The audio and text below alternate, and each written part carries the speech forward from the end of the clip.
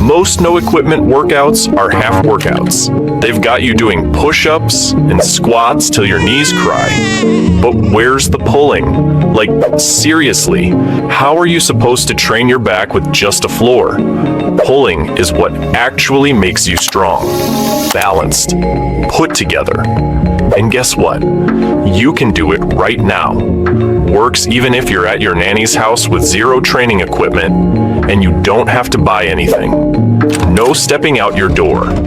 We can train all your push, pull, and legs with just a dining table, 2 chairs, and a little creativity. I know it sounds simple and might be hard to believe, so let me show you.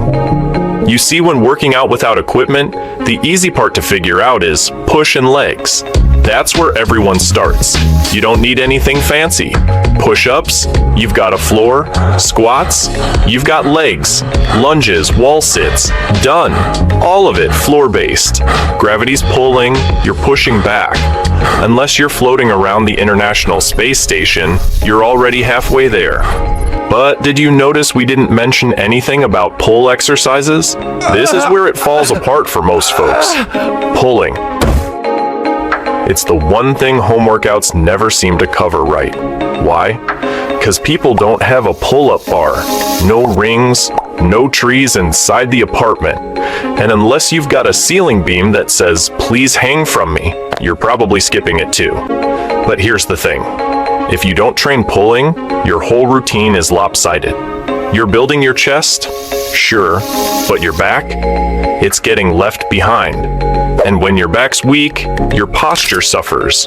Your shoulders hurt. Your body falls out of balance. If you're doing that, you bring disgrace to the Yellow Dude gang. So here's how you fix it, with stuff you already own. If you've got a sturdy table, congrats. That's your new rowing station. Slide under it, reach up, grab the edge, and pull yourself up. At first, maybe your knees are bent. That's fine to get started. They're easy and help you get familiar with this new working relationship with the table. Once you get the hang of it and grow stronger, straighten your legs out. This puts more weight on your shoulders and back. Want to level up and your table is still holding up? Fill a backpack with heavy stuff and throw it on your body. It doesn't have to be pretty, it just has to work. You can even switch the grip, palms facing you, and boom, you've got a chin-up style row. And yeah, your head might bonk the bottom of the table. The range of motion is limited. Not ideal, I know. But that's better than skipping the pull altogether, right? And if you really have to skip training, the only legit choice is rope skipping. Not one of those plastic ones from gym class. I'm talking about a weighted jump rope like the ones from cross rope. The cool part? You barely need any space. Just enough room between your bed and your wall, and you're good. It gives you a legit full-body workout in one movement. The weight of the rope hits your arms, shoulders, and back. The jumping works your legs. And the rhythm? That trains your coordination and cardio like nothing else. So if you're skipping something, pun intended, skip rope, not back day. Now yeah, unlike furniture, it's not free, but it's compact, durable, and honestly way more useful than a bulky treadmill collecting dust in the corner. And if you want to try it, Cross Rope is giving 15% off when you use the code GRAVGEAR. Just a heads up, it's not essential, but it's a solid upgrade if you want to take things further.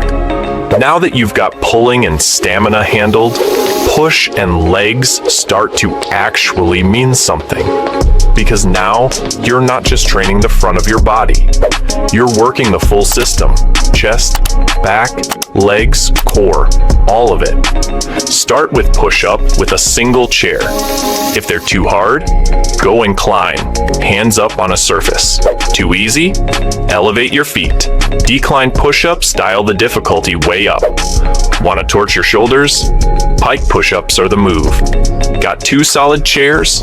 Beautiful. Set them side by side, and now you've got a dip station.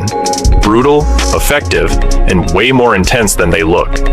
You can even throw in L-sits between the chairs. They'll light up your core and your triceps at the same time. If the chairs are tall enough, try some controlled leg raises between them. That trains your pressing power of the shoulders and builds you a killer core. Feels almost like hanging from a bar at the gym. Except now, you're doing it between 2 IKEA chairs. And trust me, your core will feel it. Now legs. Start with body weight squats. Simple yet effective. If you want more challenge, try Bulgarian split squats by resting your back foot on a chair. Next up, glute bridges. They're simple but powerful, especially when you pause at the top. And if you've got stairs or even a sturdy bench, step-ups are gold. Alright, quick reality check. We're doing cool stuff with furniture, but let's not forget it wasn't built for this. So before you go full beast mode, check your setup. Make sure that table doesn't slide, that chair doesn't wobble, that it can actually hold you. The key here is to move slow, no momentum. That chair is already doing its best to hold your fat ass. Don't make it suffer more with your silly extra flailing. If it feels sketchy, it is sketchy. Skip it. No gain is worth smashing your face on the living room floor. So, yeah, that's it.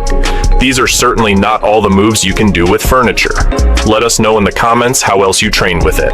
You don't need a gym, you don't need gear, you don't even need shoes, if we're being honest. You just need to stop overthinking it, look around your space, and get a little creative with what's already in front of you. The table, the chairs, the floor. Be smart and let your living room do the heavy lifting.